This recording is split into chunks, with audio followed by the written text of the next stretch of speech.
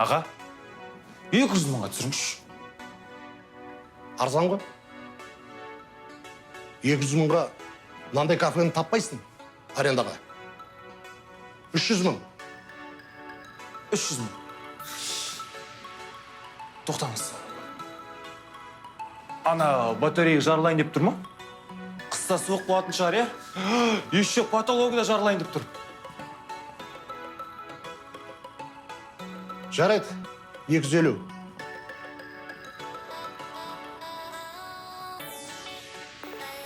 И мен кухнядан таракандарды көрдім. 230.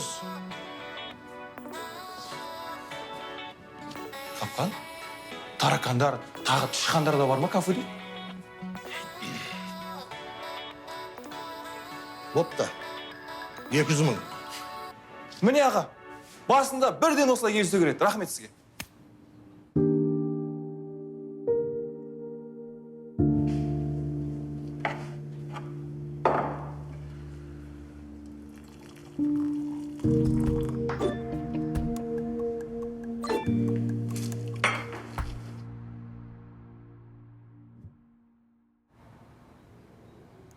Мінеке аға. Осы бизнеске тәжірибең бар ма өзі? Аға, менде арман бар, ниет бар, жоспар бар. Мен не істеу керектігін білемін. Тәжірибең жоқ. Сау бол, бизнесмен. Кімде телефонға зарядка бар?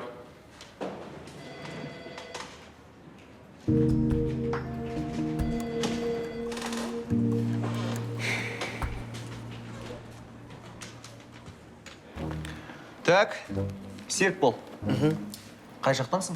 Мен еліміздің 3-ші мегаполисі Шымкенттен. Бірақ мен үшін ол 1-ші мегаполис. Сосын мен Серік бол емес, Сикош деп айта бердіңіз. Банкта отқан жоқпыз ғой. Оқисың ба? Жоқ. Бірақ биыл тапсырам. Мен дайындалып жүрмін, ана не, кта, я. Дұрыс. Ертең мына жұмыс оқуға кедергі болмай ма? Жоғы, маған как раз осындай жұмыс керек. Біле білсеңіз, менің атам официант болған.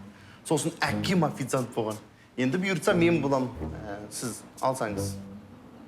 Сикош, егер осы жұмысты ұнатсаң, сен примерно бәрін біліп отырсың ғой, е? Ендеше, Сикош, сені еш ойланбастан жұмысқа алам. Саған конкурент жоқ. Ал, құт болсын. Рахмет. Ендеше кафенің ішін аралап бет қарай бер, үйрене бер. Құп болады, Басеке. Давай.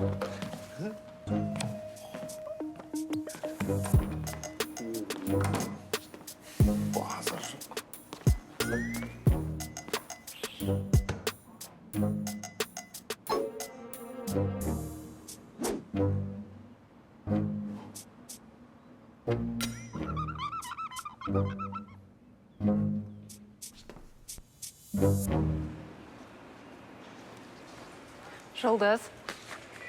Ау? Көмегің керек болып тұр. Маратпен сөйлесіп берші. Не үшін? Ойына презентациямды қабылдамай қойды. Уже 4-ші рет көрсеттім. Роза, менде уақыт жоқ. Өзің көрсете берші. Жарайды, өзім көрсетем.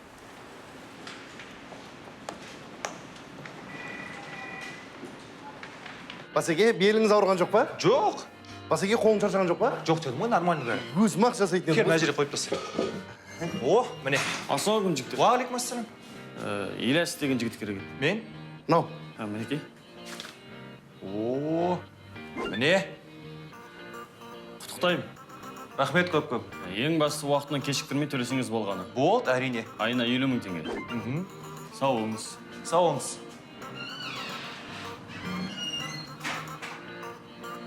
Міне, енді нағыз бастық болды. Гүлнар Қасымовна.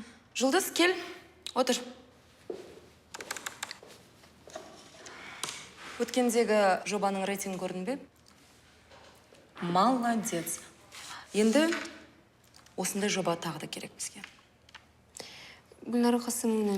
Тек, білмеймін, тақырыбын ойластыру керек. Бір қызықты тақырып керек. Махаббат туралы ма? Алматыдағы махаббат туралы ма? Мен Жұлдыз, сөзімді бөле бермеш. Қазір съемкаға қолайлы кез. Ұқтың ба?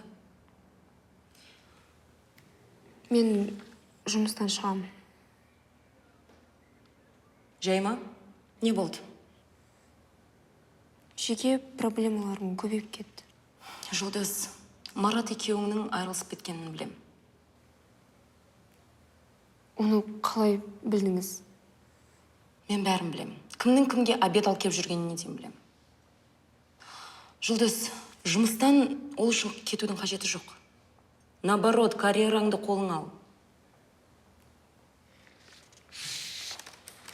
Мен шешім қабылдап қойдым.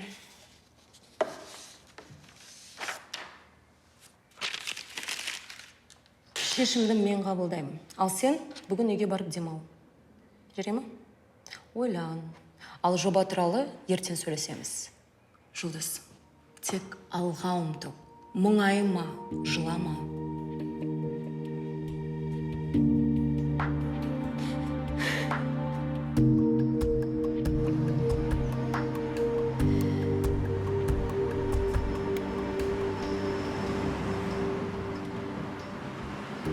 Бәрі дұрыс па, Марат? Жоқ, Неге? байқап жүрген жоқсың ба? Соңғы кездері арамыз өзгеріп кетті. Қалай өзгеріп кетті? Бәрі бұрынғыдай ғой. Бұрын бәрі басқаша қызық еді. Ал қазір екеуміз екі бөлек адамбыз. Мүмкін саған олай көрінетін шығар? Жоқ, көрінбейді. Қысқасы, Жұлдыз, осы жерден тоқтатайық. Мен сені папа-мамамен таныстырып қойдым ғой. И чё? Қазір бәрі бір-бірімен таныстыра біледі. Тем более мен саған үйленемін деп уәде берген жоқпын. Олай деме, Марат. Әлде мен саған дұрыс көңіл бөлмей жүрмін бе? Жұлдыз, бір-біріміздің уақытымызды алмай қояйық.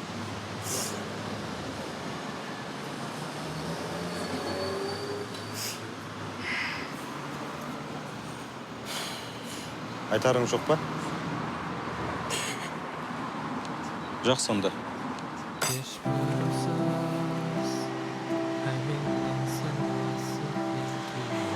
Бүгіннен бастап офиста аты жөнмен атаған жөн болады.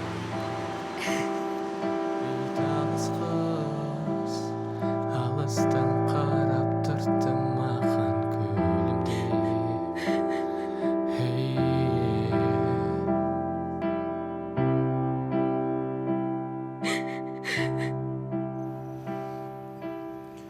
Аспанға қараймын, жұлдызды санаймын, сол жұлдыздың ішінде.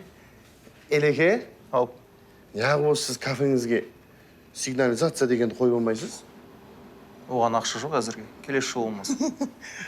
Кафе ашып ақша жоқ деген қалай кетті? Сақтансаң Құдай сақтайды дейді, Елеке. Тезірек орнатып алыңыз. Ертең, ай, Сикош тыңдамағаным ай деп жүрмеңіз. Қойшы. Асықшы. Не істейміз, шығамыз ба? Кетейік та? Болды, мін қазір сүрте салайын. Өзімді үйге асығып отырмын.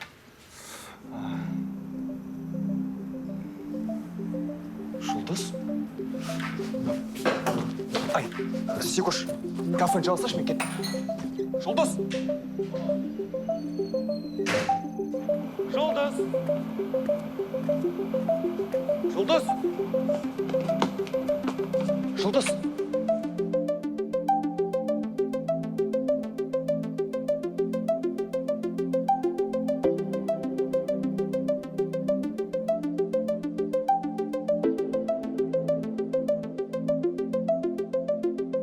Ильяс? Йо, артыңа бір қарамайсың, соншама адам жүріп. Қалайсың? Са.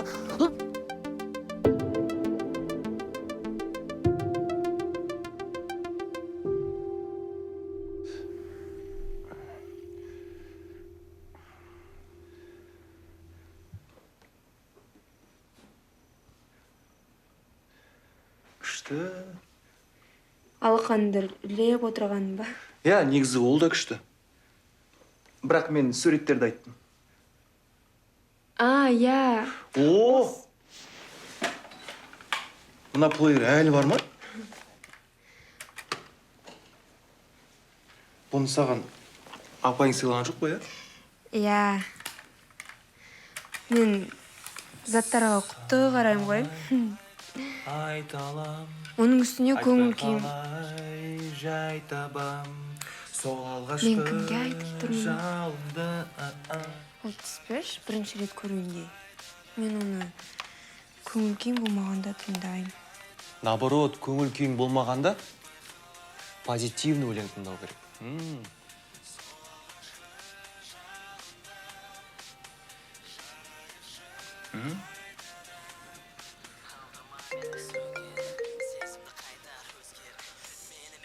Алло, я Секош. А? Орлар? Кофемашина?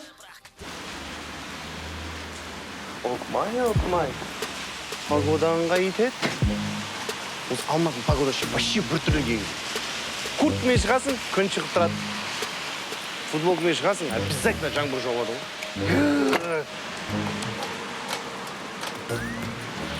Елекеңдікі кайф, жаңбыр жоқ кезде кетіп қалды. Жаңбыр. Ох, ё! Мә, үйдің көлті кафеде қалып кетті. Секош саған көз тиді. Срочно сәлмепкеге барып, бір емделіп алу керек. Вроде нормальный жігіт едің ғой.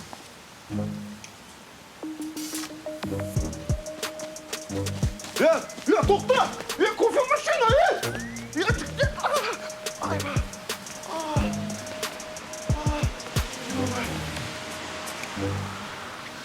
Алло, Елеке, біз тонап кетті, кофемашина жоқ. Жоқ кофемашина, 2 бала алып кетті. Кафеде бол? Тұрмын осы жерде, кафеде.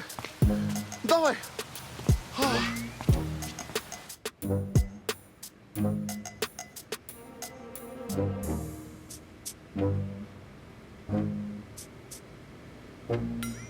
И вот сол кезде мен Ильясқа звондадым.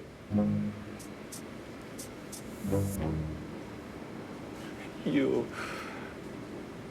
Енді мен не істеймін? Сізде қызықсыз. Сигналдетсіге қою керек қой. Неше жауып едіңіз кафені? Мен асығыс шығып, официантыма тастап кеткен мұ? Елеке, мен тыңдай салу керек еді. Мен бірдеңені сезгенде ескертіп айттым ғой. Біле білсең, менің атам кезінде көріп кел болған. Менің әкем... Сенің әкеңде көріп кел болған білеміз дәріміз. Қойш болды. Оны қайдан білесіз? Аға, айтыңызшы, біз таба аламыз ба оларды? Көреміз, табып қалуы мүмкін. Сырты камералай бар ма еді? Соны қарау керек. Йо.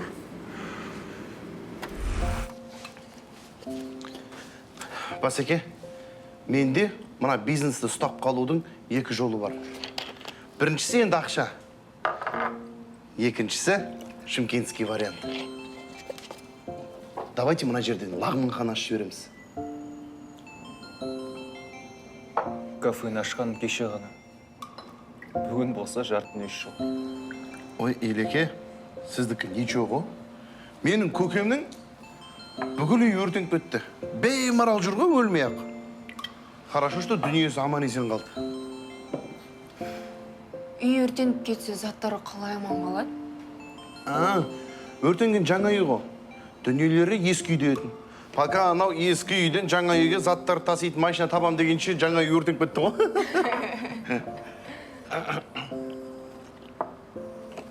Қазір кол алып қойын. Ильяс сонда не ұрлап алды? Кофемашина, телевизор, еще есік сындырған. Еще мен пауэрлентімді алып кетті. Мен оны осында келе жатқан кезде пойызда бір әпшеден сатып алғам. Оригинал етін. Үйдегілер білсе өлтірейін. Шылы, ол үшін өлтіре салмайтын шығар. Бірақ мені точно өлтіреді. Неге? Бізде үйде бір ғана келдік қой. И то ол менде. Мен үйге кеттім. Сау болыңыздар.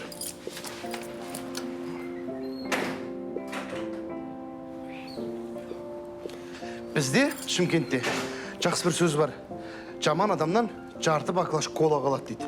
Мен аны өзім бірге алып кетейін. Жақсы сау болыңыздар.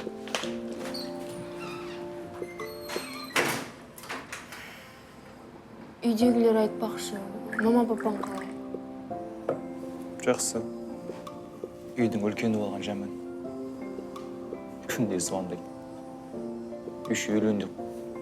Дұрыс айтады ғой. Жай жүрмей қыз таппайсың ба өзіңе? Ой, жоқ. Таппай ақ қой. Басын бос жүргені жақсы.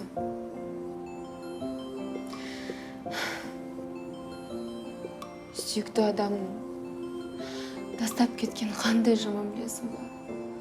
Еще дүйсенбі күні.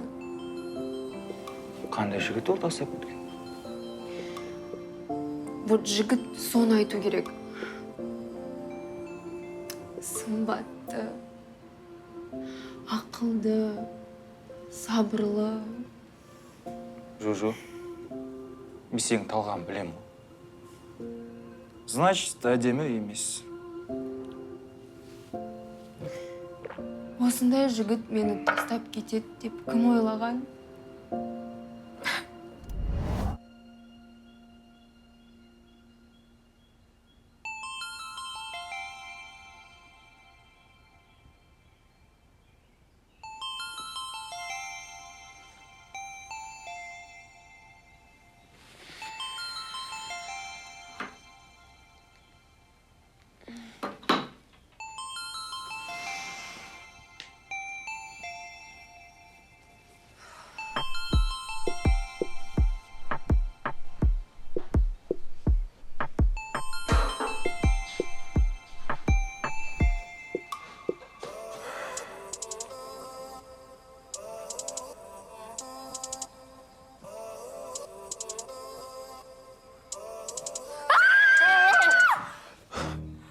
Неге айқайлайсың?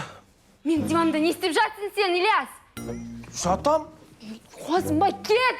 Қош, ұйқың келіп тұр. Кет дейм! Ойбай, кеше қарсы болған жоқсың ғой. Біз не бірге ұйықтадық па? Армандама. Сен өзіңнің күшті төсегінде ұйықтадың. Мен болсам, мына жерде басым сиса, аяғым симайтын диванда ұйықтадым.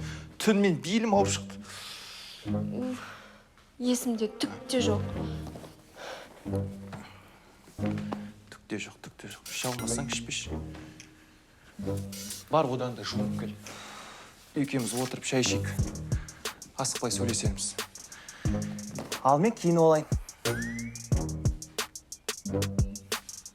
Сен бір күнге чемодан әкелдің ба не? Қандай бір күн? Алло, есің жина? Сен өзің кеше менімен тұра бер деген жоқсың ба? Не? Айтпақшы. Сен қайда тұрып жатсың қазір? Пока хостелда. Бәрін дұрыстағанша мен үйімде тұра бер. Точно ма, ертең анау, мынау, үйден кетей. Ой, жоға. Мына болмайды.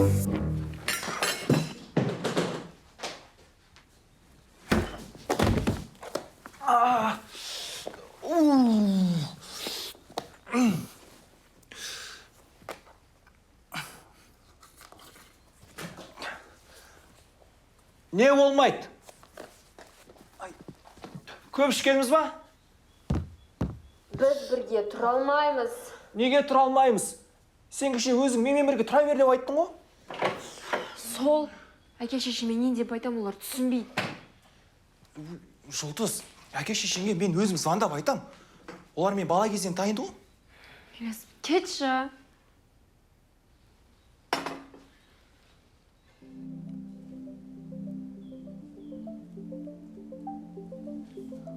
Адам ғой сен жады ашымайды.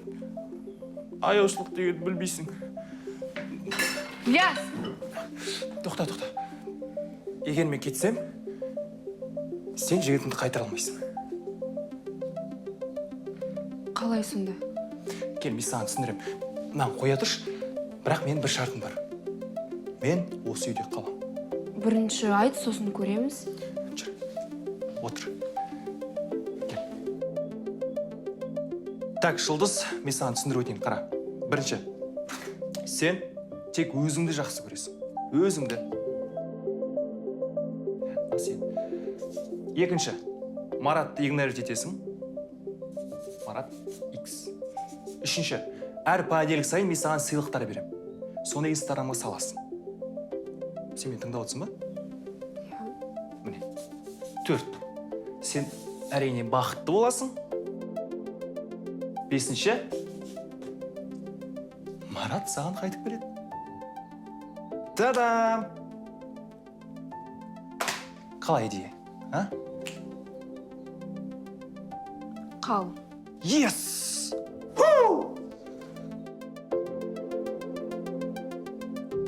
Бәріңе сәлем. Қалдарыңыз, жобаларыңыз қалай? Жақсы. Сәл шаршап тұрғанымыз болмаса. Қызықсыңдар. Дүйсенбі енді басталды ғой. Бізде жаңа қызметкер, Аделя.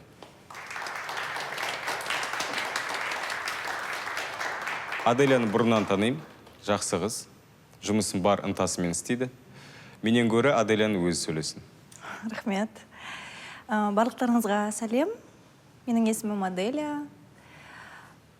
Енді сіздермен тез тіл табысып кетеміз деген ойдамын. Өзім жайлы айтатын болсам, менің бірнеше жобаларым бар. Олардың бәрі жүлделі орынға ие болған. Сондықтан да бізде бәрі жақсы болады дегенге сенемін. Аделядан әлі көп нәрсе үйренесіздер. Жұмысымызға кірісейік, іске сәт.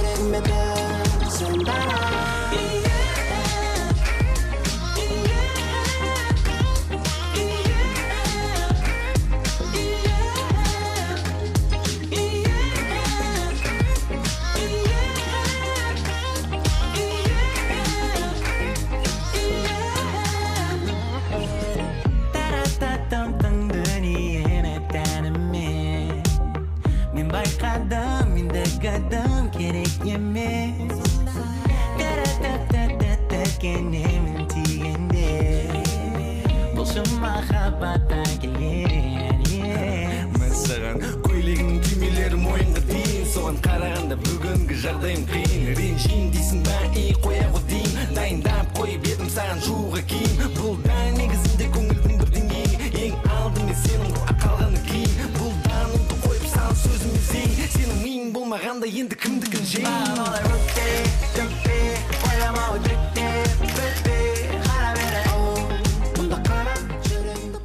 Так, стоп. Марат, бұған әлі ерте деп ойламайсың ба? Мен шын айтып тұрмын. Егер маған қол жеткізгің келсе, соған лайықты іс жаса.